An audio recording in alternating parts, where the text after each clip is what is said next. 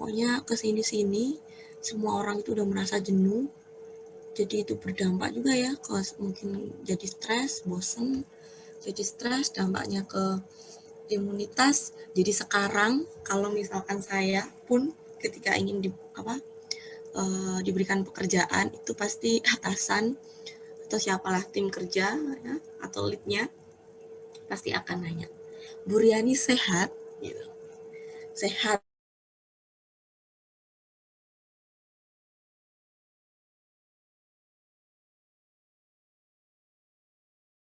Kerjaan tambahan. Lumayan banyak pekerjaan tambahnya. Itu maka saya juga nanyain ke Anda, kalau ngasih tugas ya udahlah saya kasih waktu. Hari ini ada tugas lagi ya, nah banyak-banyak tugas. Tapi Anda boleh protes kok kalau kebanyakan tugas, silahkan. Ya, tapi negonya untuk pengumpulan aja sih sebenarnya, tugasnya tetap ada. Oke, terus sekarang saya coba paparkan sedikit aja materinya. Nah, latihan-latihan soalnya kemarin itu sebenarnya saya sudah ada bikin mungkin pointer-pointernya ya. Nanti kalau kita nggak sempat bahas, coba nanti saya share pointernya ke Anda di pertemuan ke depan. Terus untuk pertemuan ke depan, itu kan di LMS itu sudah ada UAS tahun kemarin gitu ya. Nanti kurang lebih untuk UAS tahun ini sama, ada dua soal studi kasus yang isinya akan mencangkup banyak hal ya. Jadi Anda pura-puranya jadi menteri, terus akan mendisposisikan sebuah persoalan. Jadi Anda harus benar-benar detail untuk melihat kata kuncinya ya. Baru Anda lihat ke aturan di OTK-nya. Jadi kalau misalkan terkait dengan administrasi itu sekjen, terkait dengan pengawasan itu kepatuhan internal, terkait dengan penganggaran DJA dan yang lain-lainnya. Jadi Anda bisa bikin, kalau misalkan mau cepat, Anda bisa buat semacam resume untuk tugas-tugas inti, tugas dan fungsinya. Ketika Anda bisa melihat tugas dan fungsinya, kayak ini terkait dengan ide.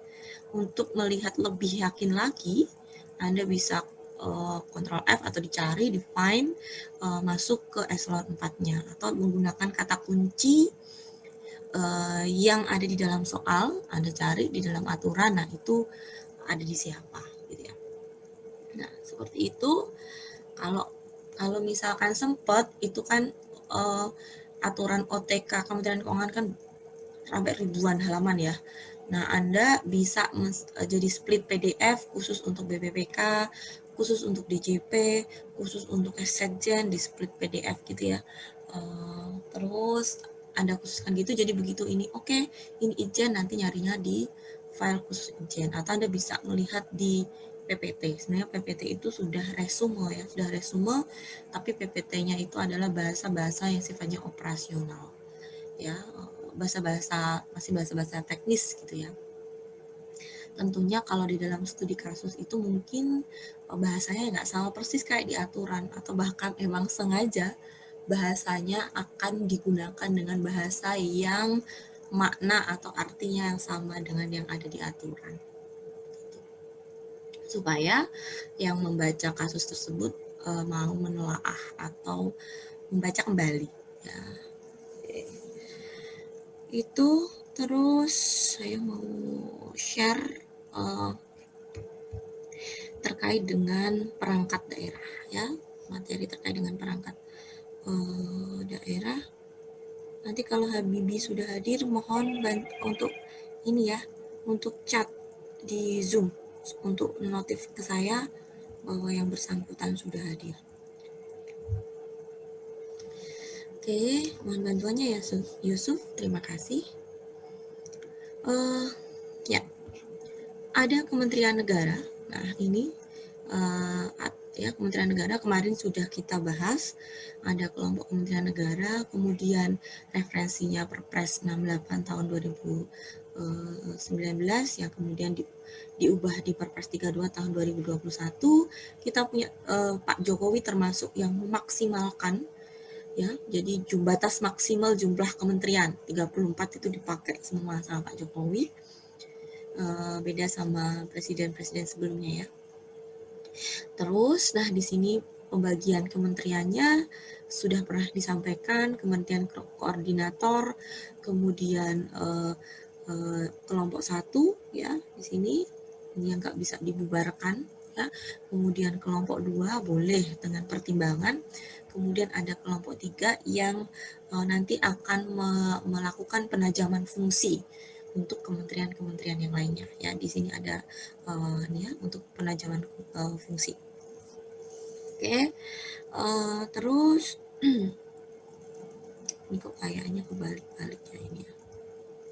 Oke, ya ini koordinator gitu ya. Kemudian yang secara tegas ini 1. Kemudian ini yang kelompok 3. Jadi kebalik-balik ya. Oke, ini salah nih PPT-nya. Terus pembagian kementerian negara, nah ini sudah ada kementerian koordinator, kemudian kelompok 1, ada Kemendagri, Kemenlu, Kemenhan, pertahanan. Oke, kemudian ada kelompok 2, nah ini ada macam-macam ya, Anda bisa baca di layar, dan ini kelompok 3 yang terkait dengan penajaman fungsi, ya kelompok 3 ada di sini, ya KL lainnya. Nah, nanti tugasnya adalah silahkan cari satu aja untuk kelompok 1. Silahkan cari satu OTK khusus ini ya, salah satu dari 3 ini. Ya. Jadi Anda bisa cari ininya, apa namanya? Struktur organisasinya, kemudian fungsi sama fungsinya saja, nggak perlu struktur per unit eselon 1-nya, mabuk nantinya, nggak usah. Jadi cukup Anda bagan gedenya seperti apa, terus dia punya instansi vertikal atau tidak, seperti itu aja. Ada UPT atau tidak, ada instansi vertikal atau tidak, udah gitu aja. Ya, nggak perlu banyak-banyak ya. Struktur gedenya aja, terus masing-masing fungsinya, masing-masing tugasnya apa. Kalau fungsi banyak banget nanti punya, masing-masing tugasnya apa, itu aja.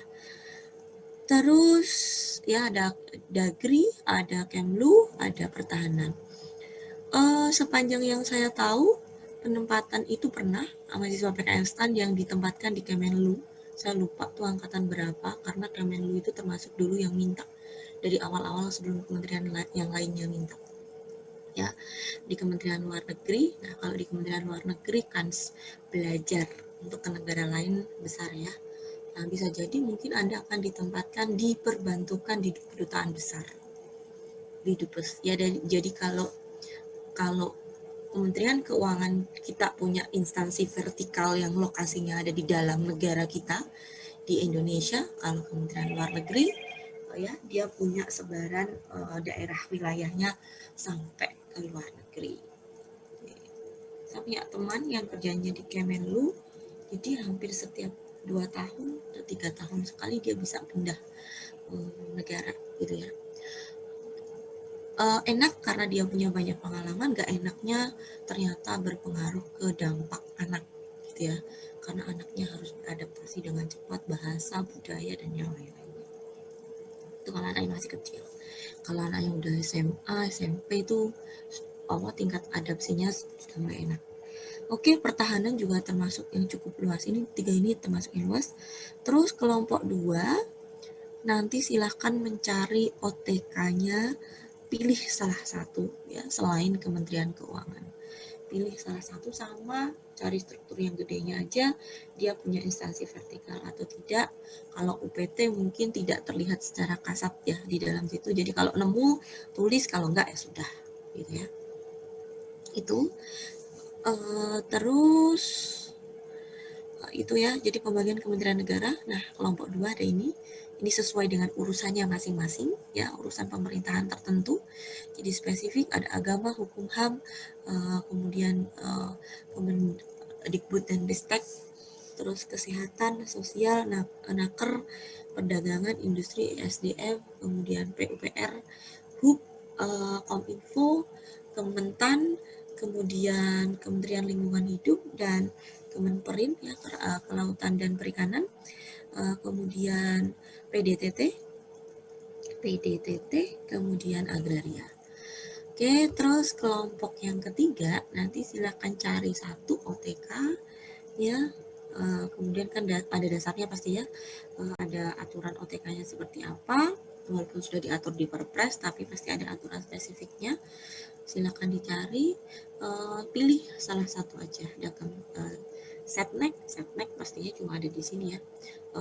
Setnek, terus Bappenas, ya Pembangunan Nasional, kemudian Perencanaan Pembangunan Nasional Bappenas, kemudian Pendayagunaan Pan-RB, kemudian BUMN, KUKM, Bekraf ya, pariwisata dan Bekraf, terus pemberdayaan dan perlindungan anak, kemudian BKPM ya, dan Kemenpora.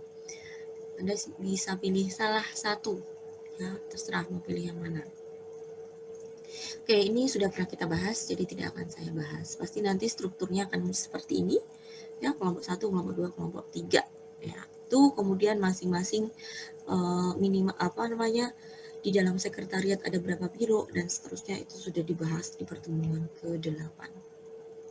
Ya, saya tidak membatasi Anda, misalkan nanti Anda sempat sampai bahas, oke, kementerian ini adalah masuk ke kelompok 1, misalkan kementerian nanti masuk ke kelompok 1. Kelompok 1 itu syaratnya di dalam sekjen itu terdapat bagiannya ada berapa, kemudian kalau misalkan ada bironya ada berapa gitu ya. Anda boleh mengkaji sampai sejauh itu, tapi boleh juga tidak, saya bebaskan aja ya ke Anda. Terus sekarang kita ke sebentar ya. Sekarang kita masuk ke perangkat daerah. Jadi ini sudah mulai ke pemerintah daerah. Aturannya adalah ada aturan lebih tinggi lagi, yaitu Undang-Undang Nomor 23 Tahun 2014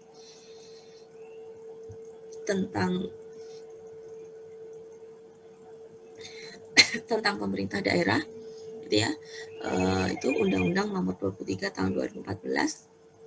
Kemudian beberapa aturannya tersebut seperti yang kita ketahui bersama.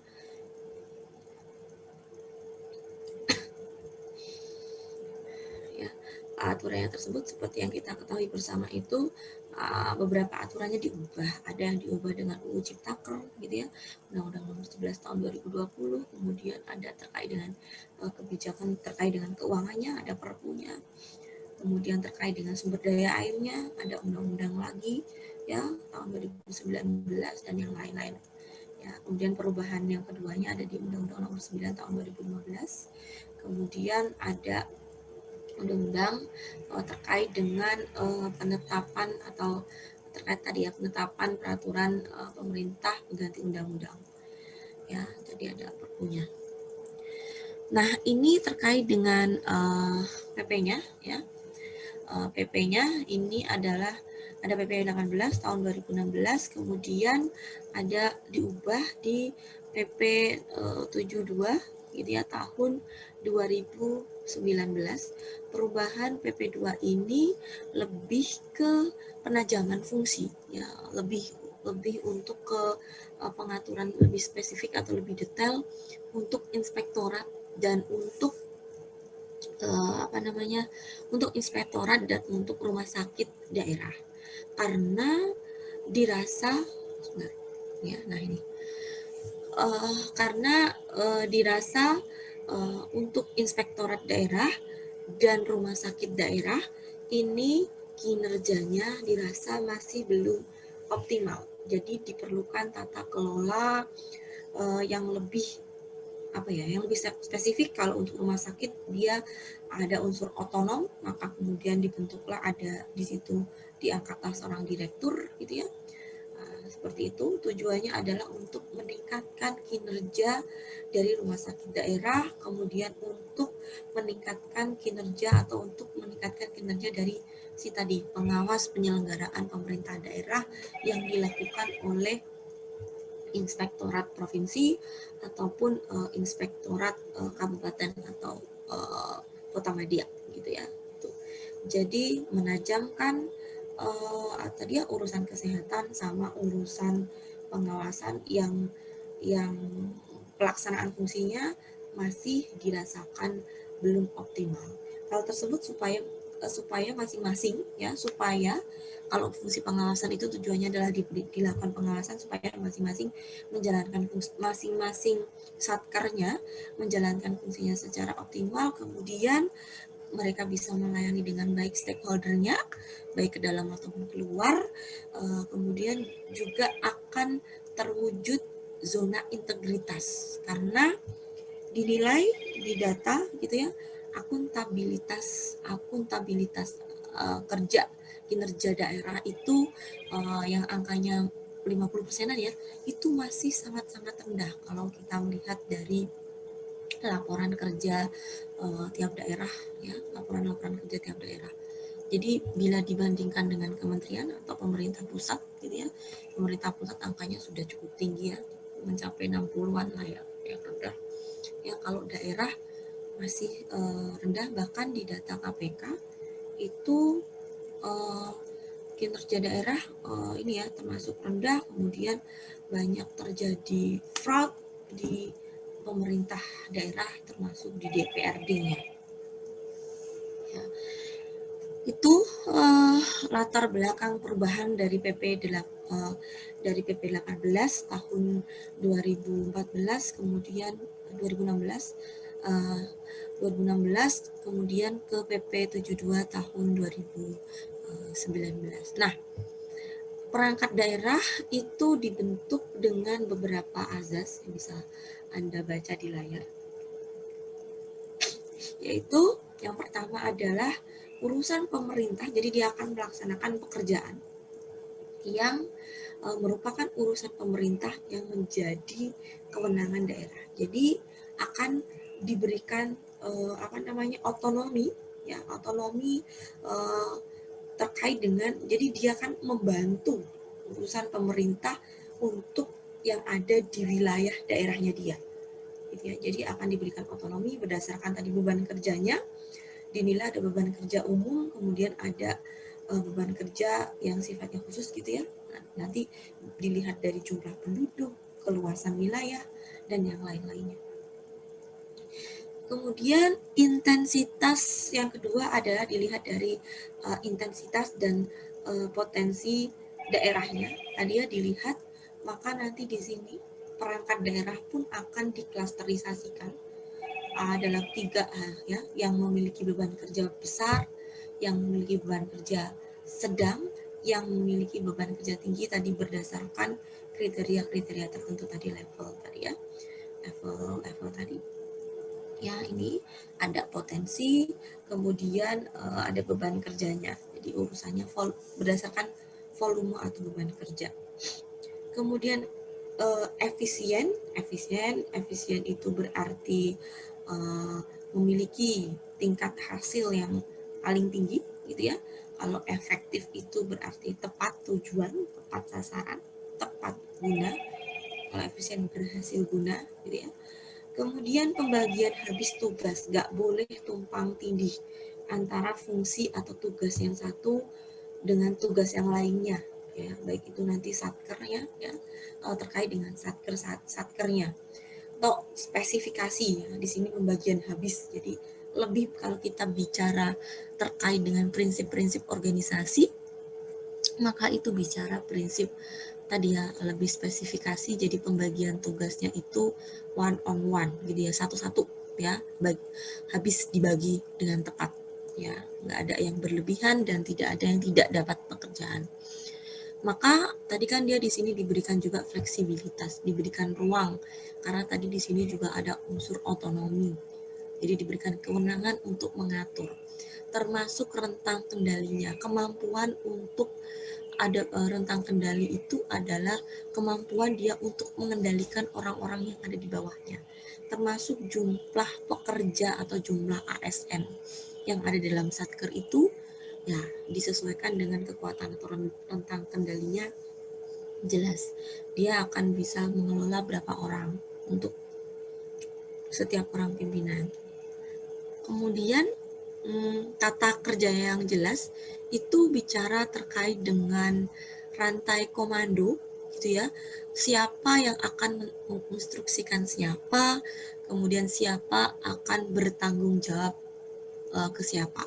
Jadi di sini bicara terkait dengan hubungan kerjanya, ya hubungan kerjanya atau komandonya itu seperti apa, dan baik itu dari vertikal dari atas ke bawah ataupun dari secara vertikal ya ataupun secara horizontal dari atas ke bawah. Jadi ini 1, 2, 3 itu bicara terkait ya sudah masuk, jadi dia sudah memasukkan unsur untuk prinsip-prinsip organisasi, termasuk di sini fleksibilitasnya, diberikan ruang ya, diberikan ruang untuk memberikan pengaturan ya, ketentuan pengaturan terkait dengan tugas dan fungsi, urusan kewenangan daerah disesuaikan juga dengan beban kerja atau potensi yang dimiliki oleh daerah masing-masing. Nah, kemudian pengelompokan organisasi daerah itu ada 5 elemen penting. Jadi kalau dulu Anda belajar kementerian itu kita punya unsur pembantu, sekretariat jenderal gitu ya. Kemudian ada unsur pelaksana, namanya adalah direktorat. Unsur pengawasan namanya adalah inspektorat. Kemudian unsur pendukung gitu ya. Unsur pendukung itu ada badan ya. Nah, demikian pula untuk organisasi daerah ya. Nah, kalau kementerian kemarin dia punya instansi vertikal gitu ya. Nah, nanti kalau di sini daerah itu nanti ke perangkat daerah kabupaten ataupun kota gitu, nanti di situ ada kecamatan, di mana kecamatan nanti juga akan dibantu oleh kelurahan. Nah, kelurahan akan kelurahan itu akan mengordinasikan, tadi ada berapa banyak RW masuk ke RT. Jadi cukup panjang gitu ya. Itu garis koordinasinya. Nah, ini untuk organisasi daerah, mungkin ini lebih dekat dengan kita ya.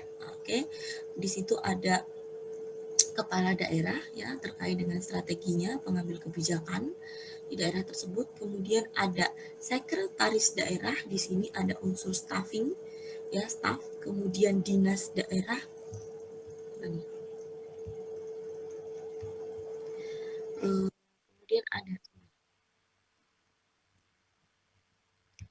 ada dinas daerah ya. Nah, dinas daerah itu adalah unsur pelaksana, dia yang akan melaksanakan tugas operasional. Nah, Bibi baru datang nih, udah telat berapa menit, 30 menit gitu ya. Oke, terus ada dinas daerah gitu ya, dinas daerah. Nah, dinas daerah itu nanti urusannya ada banyak banget. Ini termasuk yang urusannya banyak banget di aturan di sini ya. Saya juga nggak hafal urusannya apa aja di dinas daerah. Sebentar, ya.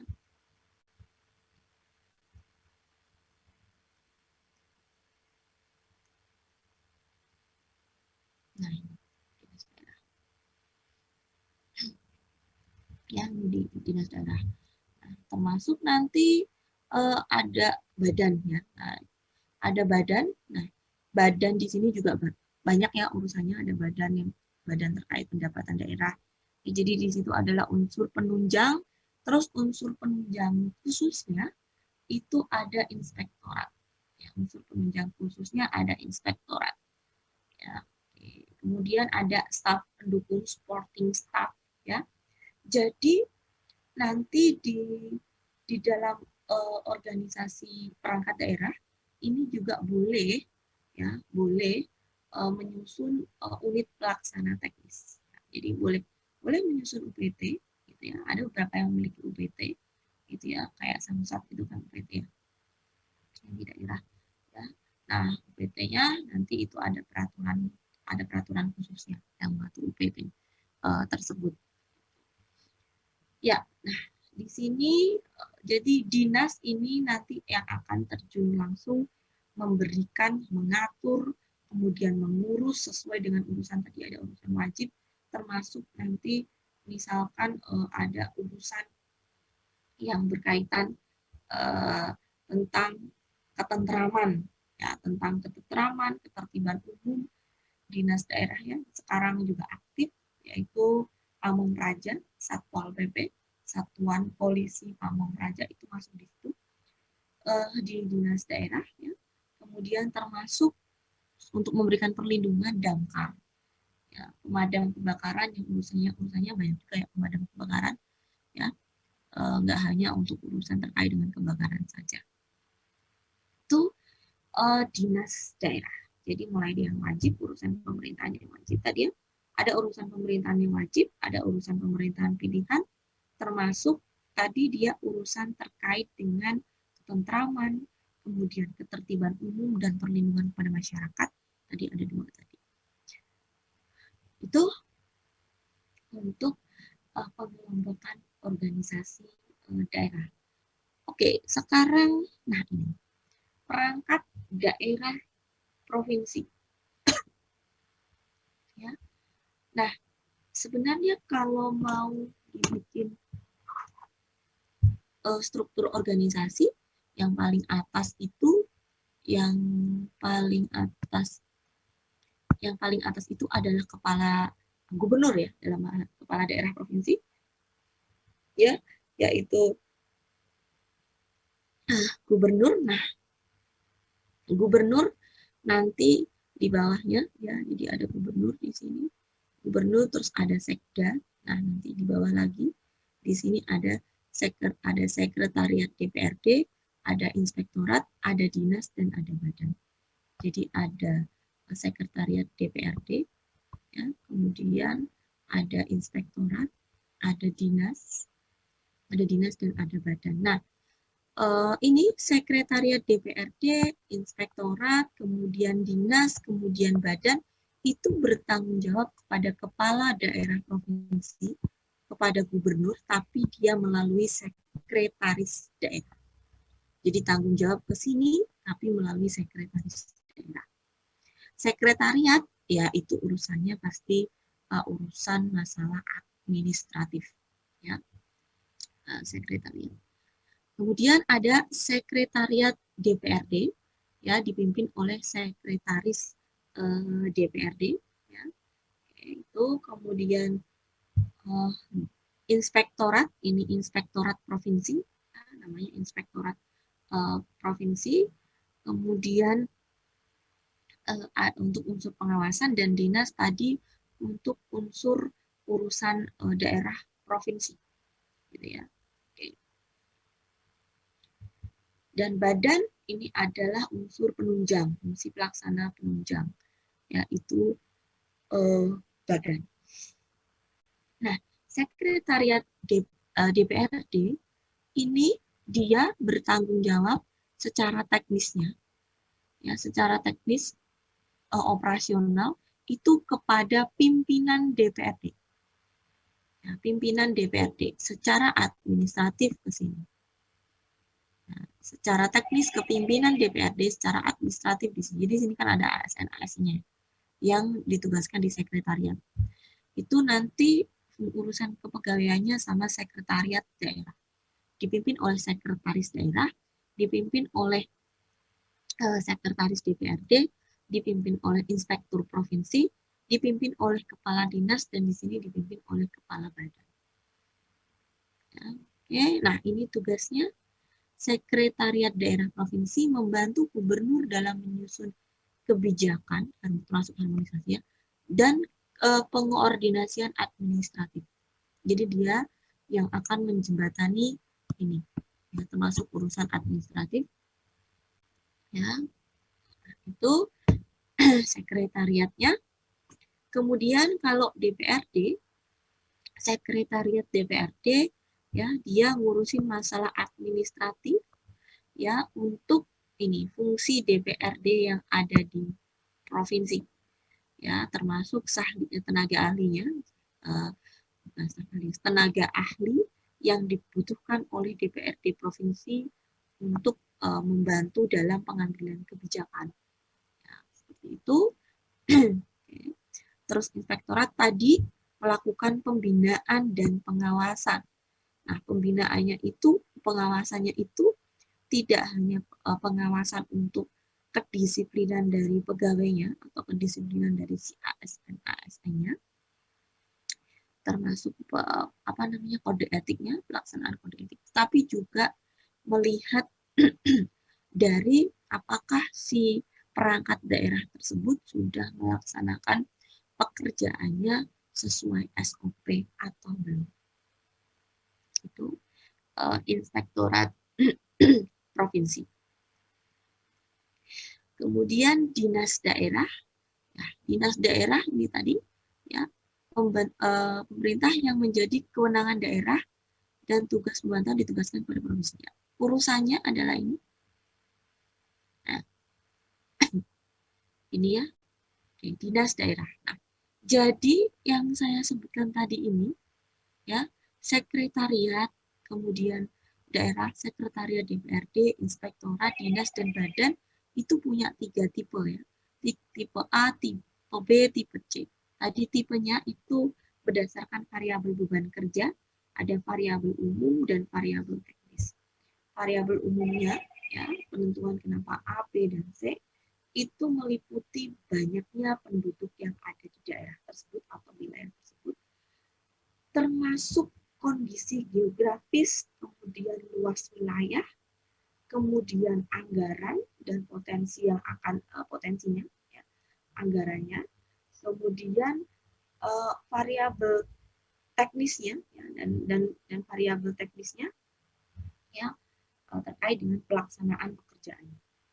Itu nanti berapa banyak sih beban kerja yang kita butuhkan. Nah, itu di scale di sini di lampirannya itu sudah ada level-levelnya, dan jadi untuk penentuan skalanya itu nanti setiap urusan itu ada ya, ada indikator-indikatornya, dan tiap indikator itu ada levelnya dari 1 sampai 5. Anda bisa baca sendiri di dalamnya, di sini ada.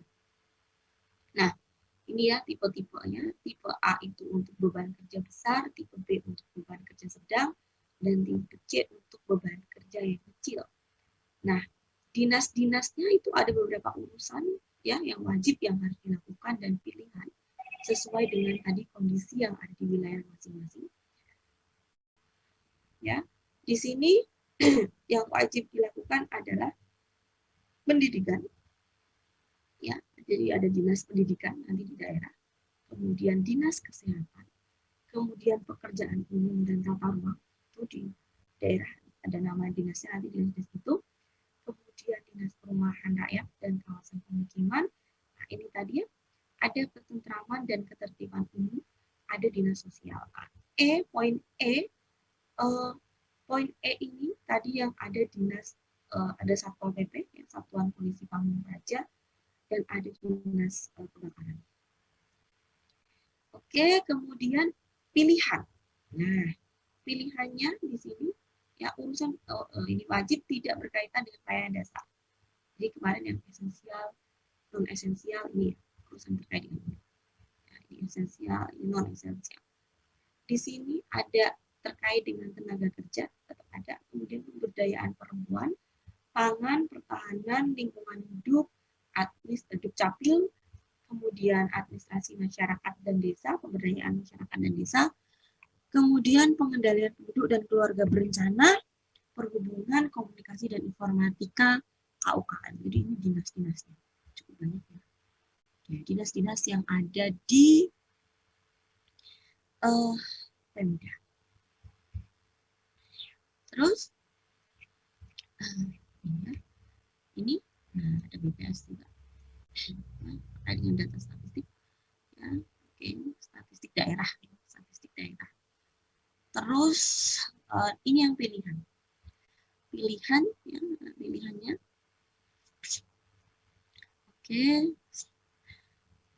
ada kelautan dan perikanan, ada pariwisata, ada pertanian, ada kehutanan, ada kemudian untuk energi sumber daya mineral, perdagangan, perindustrian, dan transmigrasi sesuai dengan potensi wilayah masing-masing. Ya, ini ya, pertanian, kehutanan ini yang pilihan ini yang harus diperkuat sesuai dengan potensi wilayah masing-masing. Ya, ini tadi ya sudah saya sampaikan untuk ketertiban umum. ini ya, ada Satpol PP daerah provinsi. Oke. Ya. Nah, ini dinas-dinas yang lainnya ya, terkait dengan penanaman modal. Nah, terus itu terus perangkat daerah kabupaten ataupun kota.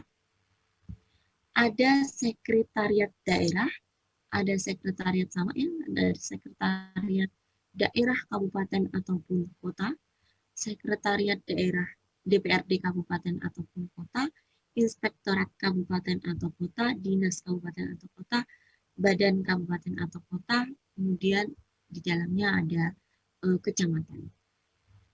Nah, sekretariat daerah, nah fungsinya tadi sama ya dengan fungsi, tapi dia wilayahnya lebih kecil lagi. Itu wilayahnya ada di kabupaten dan ada di kota atau kota. Sekretaris ya tadi. Nah, ini sekretariat, kemudian daerah DPRD, inspektorat, dinas, badan ya sampai sini. Itu tipenya juga diklasterisasikan sama seperti tadi yang di provinsi ada A, B, dan C. Ya, besar, sedang, dan kecil. Sementara kecamatan itu tipenya hanya ada dua, yaitu kecamatan tipe A besar dan B, kecamatan tipe besar dan kecamatan tipe kecil berdasarkan tadi level umum dan level teknis, kriteria umum dan kriteria teknis. Ini tugasnya sama, cuma diganti aja dengan klaster wilayahnya, membantu bupati dan wali kota. Ya, oke. Jadi tanggung jawab sosialnya lebih kecil daripada yang provinsi tadi karena wilayah kerjanya lebih kecil tentunya. Ya, ini tugas-tugasnya sama, tinggal ganti aja di fungsi DPR di provinsi tadi ini DPR di kabupaten atau kota. Oke, inspektorat berarti unsur pengawasan dan pembinaan, dinas ini tadi unsur pelaksana, sementara badan adalah sama kayak kalau kita di kementerian, badan itu pasti unsur penunjang ya. Jadi dia yang akan menunjang urusan pemerintahan ya, dia akan membantu nih urusan pemerintahan di daerah. Nah, ini belum saya ganti nih. Di daerah kabupaten ataupun kota, daerah kabupaten ataupun kota. Nah, kemudian ini adalah kecamatan ya, oke. Kecamatan itu menjalankan fungsi itu tadi ya.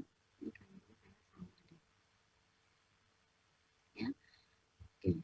Nah, fungsi kecamatan itu ini menyelenggarakan urusan pemerintahan umum, mengoordinasikan. Jadi kecamatan itu dia akan melaksanakan sebagian ya, sebagian urusan pemerintah, sebagian saja. Jadi tadi kan ada dinas-dinas ya, perpanjangan tangannya. Nah, ini ada dinas.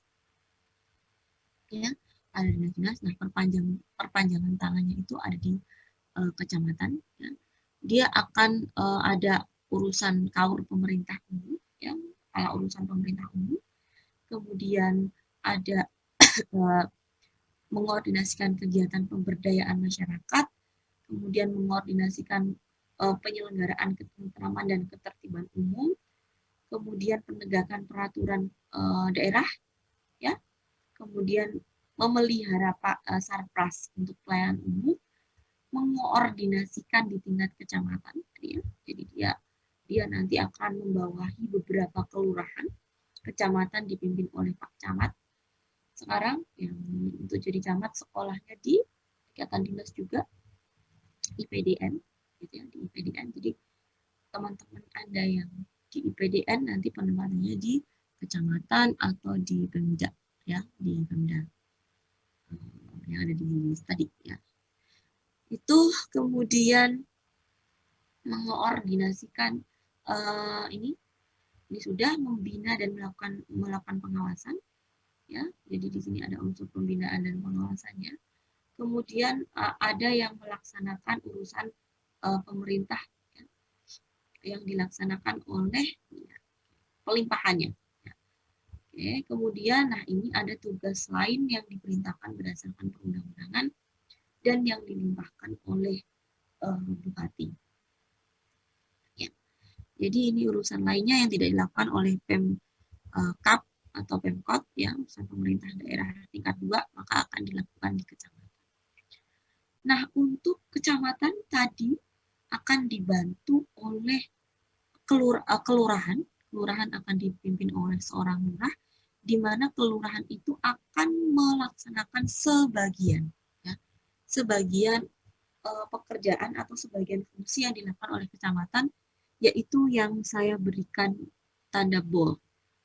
Itu adalah yang dilaksanakan di kelurahan. Ya, dia melakukan kegiatan pemberdayaan masyarakat, termasuk melakukan penyelenggaraan atau jaminan terkait ketentraman dan ketertiban umum. Itu lurah yang menjamin di level yang di bawahnya. Kemudian memelihara sarpras ya yang berada di wilayah atau daerah kekuasaan di si lurah tersebut. Nah, ini adalah susunan organisasi untuk pemerintah daerah. Ya, organisasi untuk pemerintah daerah sampai ke kecamatan, dan kecamatan sebenarnya juga dibantu oleh lurah. Jadi lurah ada juga yang ASN ya. Oke, nah ini terus ya. Nah,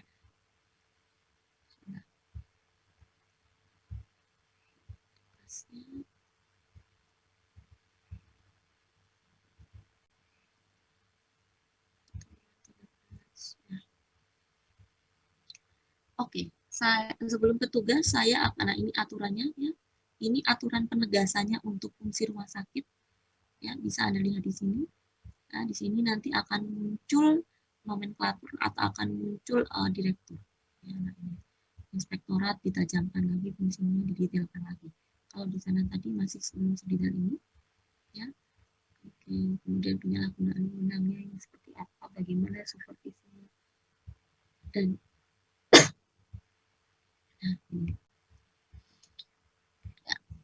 nah, tugasnya adalah masih ada waktu banyak ya, 30 ditambah 10 menit, saya yakin bisa Anda mengerjakan tugas kelompoknya dikumpulkan hari ini juga. OTK kelompok 1 mau dikumpulkan hari ini atau pekan depan? Saya tanya. Oke, minggu depan. Oke, ya. Ini ya, kelompok 1. Ini ada Kementerian kelompok 1, kemudian kelompok 2 Kementerian 2, pilih satu aja selain Kemenkeu. 3 tadi ya, untuk Kementerian kelompok 3 pilih satu aja. 4 perangkat daerah provinsi, 5 perangkat daerah kabupaten, 6 daerah kota. Nah, daerah provinsi itu yang gede aja ya. Jadi sebenarnya kan kalau provinsi tadi kan ada badannya tuh gede. Badan sendiri aja tuh ada, boleh lah Anda mau badan yang ada di dalam provinsi aja atau di dalam daerah aja, atau secara umum OTK provinsi gedenya boleh ya, atau Anda boleh bisa mengambil satu saja, misalkan untuk dinas apa gitu ya, dinas apa ya, dinas catatan sipil atau badan apa atau inspektoratnya saja atau sekretariat ya. Karena ini dinasnya banyak banget, badannya juga ada beberapa ya, atau mungkin Anda bisa mengambil UPT itu ya untuk provinsi, kemudian kabupaten ataupun kota. Itu pilih salah satu kabupaten, salah satu kota, atau salah satu provinsi, atau mungkin yang dekat dengan Anda sesuai dengan daerah tinggal Anda masing-masing. Terus dia masuk klasterisasi apa, A, B, atau C. Ya. Itu tugasnya. Nah, contohnya adalah, saya akan contohnya adalah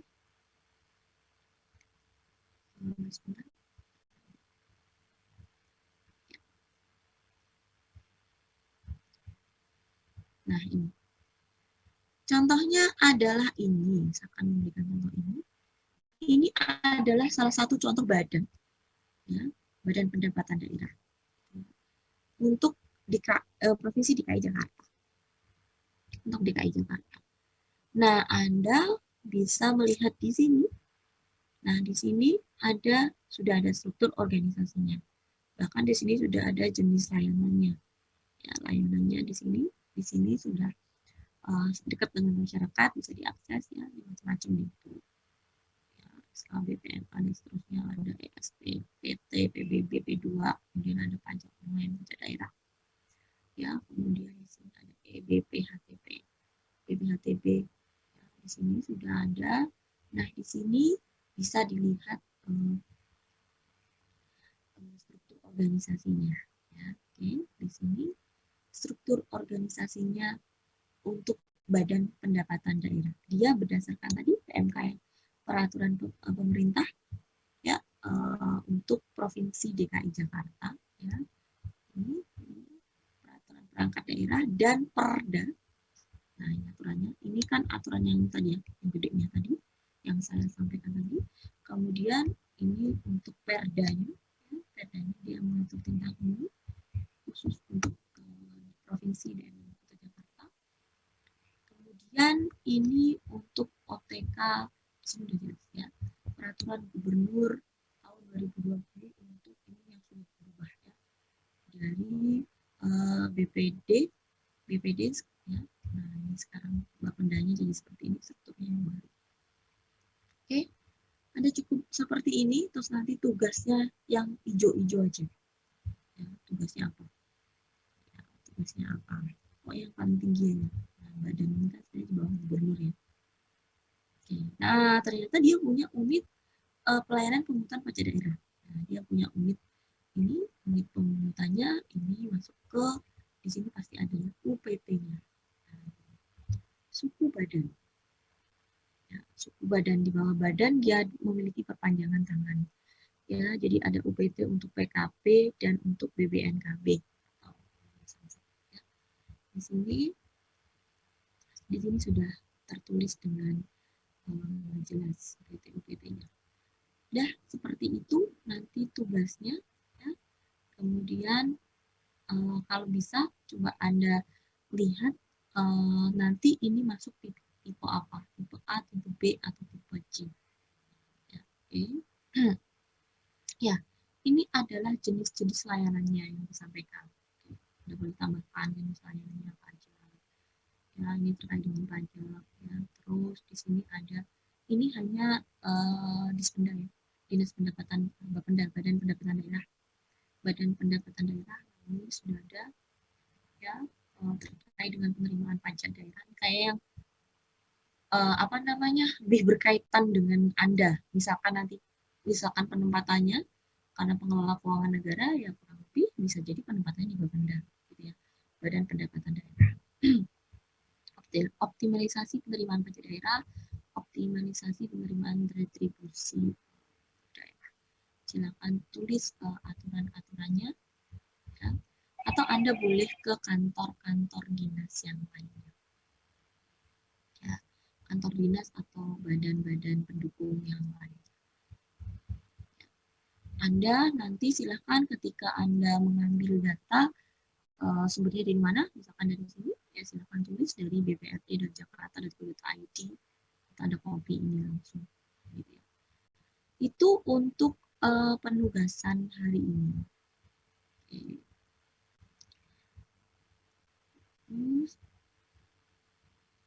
Ya.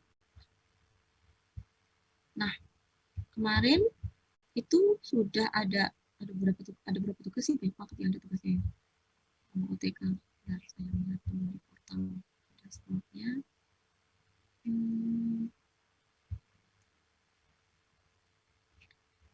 TK assignment 1, 2, 3, 9, 10 dan terus setiap pertemuan ada assignment.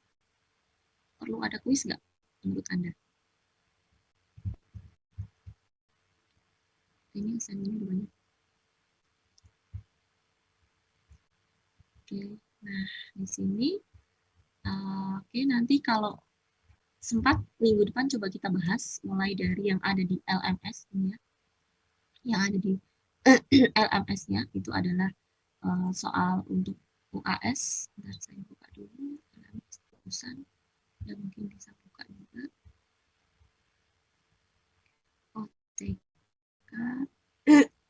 pertemuan 14.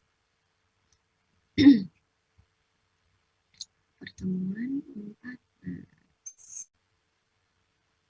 Ya, ini ada soalnya. Oke. Nah, coba nanti Anda buka.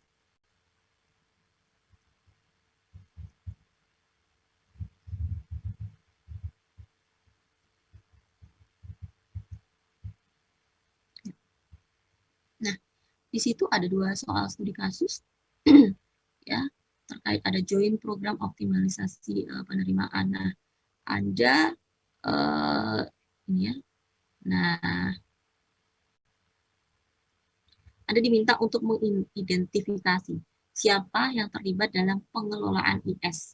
IS itu inisiatif strategis reformasi birokrasi transformasi kelembagaan. Oh,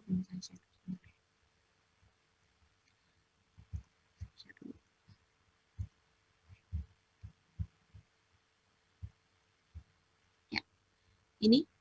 Nah, ini ada program terobosannya adalah kolaborasi, compatibility business process ya, ada DJP, DJBC, dan yang lain-lainnya di sini ya. Oke. Ini terkait dengan joint analysis, joint audit, joint collection, joint investigasi dan yang lain-lainnya. Ya. Kemudian ini akan memiliki data yang lebih komprehensif dari hulu ke hilir atas business proses. Kemudian integrated analysis system, sistem yang terintegrasi untuk penerimaan, ya. Oke, terkait dengan penerimaan pajak, kemudian penerimaan cukai dan PNBP. Ya, kemudian di sini ada outcome-nya adalah ini. Ya. Kemudian, nah, Anda diminta untuk unit organisasi di lingkungan Kemenkeu mana yang terlibat terkait dengan pengelolaan inisiatif strategis. Ya, jadi yang ngurusin inisiatif strategis. Kalau bicara inisiatif strategis, maka pengelolaan kinerja Anda cek ya Kementerian Keuangan, karena di sini adalah ya, inisiatif strategis karena melibatkan seluruh unit eselon 1 yang ada di Kementerian Keuangan. Jelas ini pasti letaknya ada di mana? Di mana? A, eselon 1.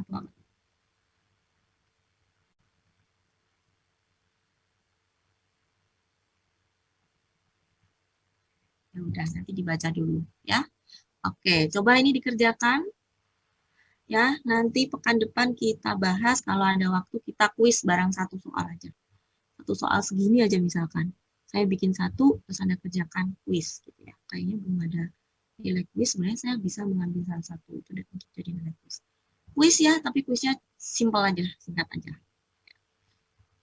Oke, nah ini yang kasus 2. Ini udah UAS ya. Oke. Kasus 2. Nah, kasus 3 nih banyak nih.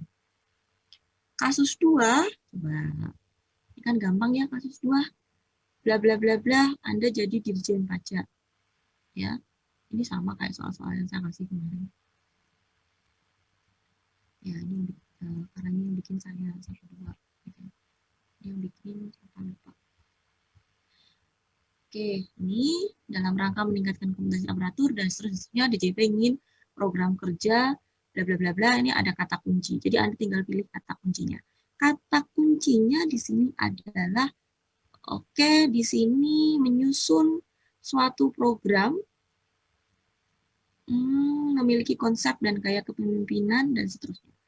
Oke, jadi dia ingin mengupgrade pegawainya, ya, upgrading pegawai untuk meningkatkan terkait dengan kepemimpinan. Anda bisa cek upgrade pegawai untuk urusan kepemimpinan itu ada di unit apa. Berarti upgrade kompetensi pegawai, ya kalau misalkan di unitnya sendiri kan pakainya adalah di luar badan gitu ya. Sosialisasi gitu modalnya. Atau dia kalau di organisasi sendiri itu kayak penguatan gitu ya, penguatan corporate value. Nah, tapi kalau ini untuk upgrade kepemimpinan itu berarti urusan sudah BPK. Anda tinggal nyari itu. BPPK yang ngurusi masalah SD, yang ngurusi masalah kepemimpinan atau masalah SDM. Nah, spesifik untuk kepemimpinan itu siapa? Nah, itu kata kuncinya itu ya ini untuk upgrade ya, upgrade nah sesuai dengan standar kompetensi. Jadi upgrade untuk meningkatkan standar kompetensi. Kompetensi berarti ini urusannya sama orang ya. Orangnya dalam hal ini adalah khusus untuk pejabat eselon 3. Terus yang B, oh ini sama juga ya. Untuk pelatihan dan seterusnya. Nah, pelatihan untuk pengelolaan kinerja di unit mana? Pasti BPPK, tinggal pilih BPPK unit yang mana. Ya, kalau pengelolaan kinerja itu sifatnya umum atau spesifik. Ya, misalkan gitu. Pemeriksaan penyidikan, okay. Forensik, nah ini udah teknis banget. Nah, itu berarti yang mana kerjasamanya? Oke, ini diturunkan sampai level eselon 3. Ya, ini sama kayak tugas saya kemarin ya. Nah, ini juga sama, ada diminta untuk kalau misalkan ini ya, ini suratnya. Menteri Keuangan menerima suratnya isinya adalah ini, kemudian dia akan memberikan disposisi ke seluruh unit eselon 1-nya sesuai dengan pekerjaan yang terkait. Bisa badan, bisa staf ahli, bisa staf khusus. Nah, Anda di sini tentukan unit organisasi dan staf mana aja. Nah, di dalam satu pekerjaan ini bisa jadi tidak hanya satu pekerjaan, tidak hanya satu unit eselon 1, tetapi bisa lebih dari satu unit eselon 1. Ya. Oke, asal suratnya dari staf khusus terkait dengan ini. Rekomendasi mengenai bantuan kepada masyarakat, terutama rumah tangga, melalui skema pinjaman tanpa bunga. Siapa yang ngurusin masalah pinjaman? Itu terus ketua pelaksanaan komite penanganan COVID-19. Insentif, siapa yang ngurusin masalah insentif, dan nanti siapa distribusi BLT-nya nanti akan seperti apa. Nah, seperti itu. Oke, dan yang lain-lainnya. Ya, insentif kepada UMKM, nah, alokasi anggaran. Nah, siapa yang akan mengurusi masalah anggaran? Anggaran itu siapa? DCA, dan yang lain-lain. Ini DCPPR.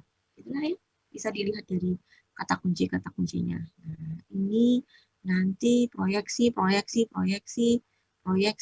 Nah, ini DJP, BKF. Ya, dan nah Anda tinggal breakdown nanti DJP siapa yang ditunjuk, BKF siapa yang ditunjuk, nah, gitu. Ya, itu terus.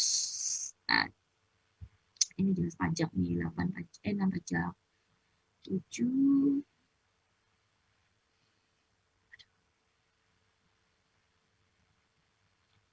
Nah, ini terus nah, cara mengerjakannya bisa seperti ini ya. Asal suratnya ini organisasi yang ditugaskan untuk menindaklanjuti, misalkan DJP, Sekjen, Ijen.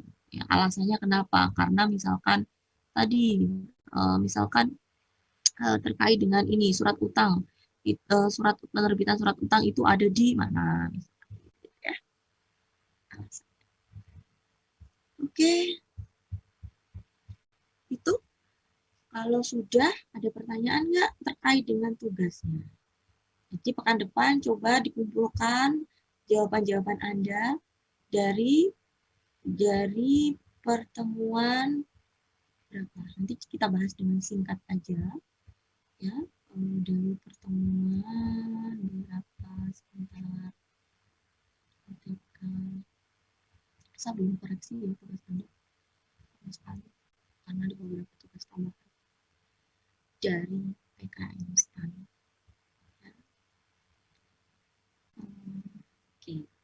Nih dari tugas 9 kayaknya.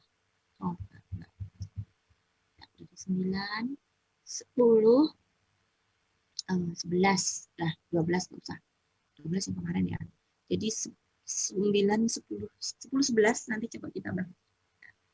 10, 11 sama ini yang ada di LMS itu sebagian sudah saya bahas singkat di sini. Nanti sama quiz, mini quiz. Oke, itu yang bisa saya sampaikan. Jadi masih ada sekitar 30 menit. Ya, masih ada waktu 30 menit. Anda bisa melakukan pembahasan secara berkelompok untuk menyelesaikan tugas kelompok, ataupun Anda bisa menggunakan waktu itu untuk mendiskusikan soal-soal latihan soal. Nanti pekan depan coba saya tanya satu-satu. Ya. Nah, itu udah kayak kuis dah. Ya. Nah, nanti kalau waktunya nggak cukup, berarti saya ambil nilainya dari situ. Oke, jelas ya? Ini. Yes. Boleh satu tuh nggak?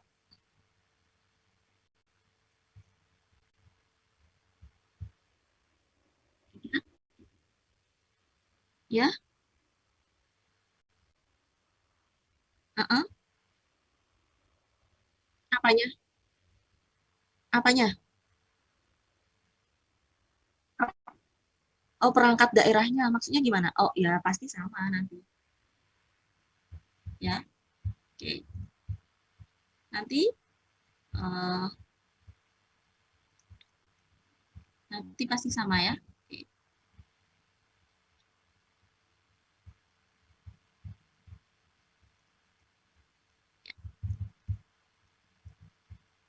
Saya malah justru belum sampai ke situ ya bacanya. Nanti coba saya cari dulu ya kalau untuk yang kota administrasi gitu ya.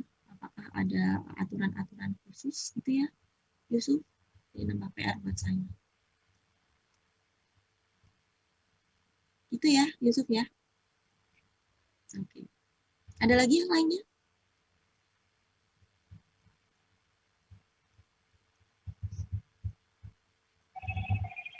Ada lagi nggak yang lainnya?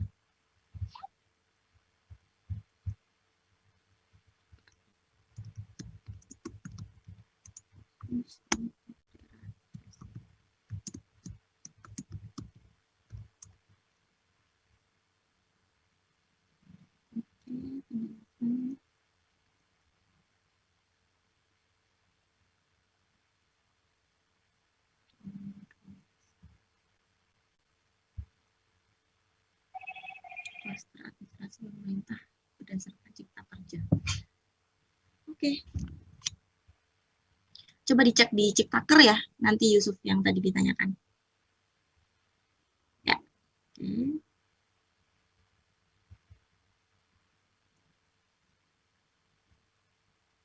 Ada lagi yang lainnya?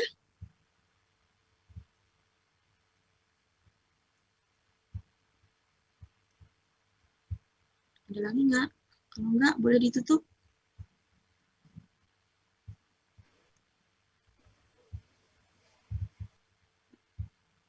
Halo? Silakan, Bu.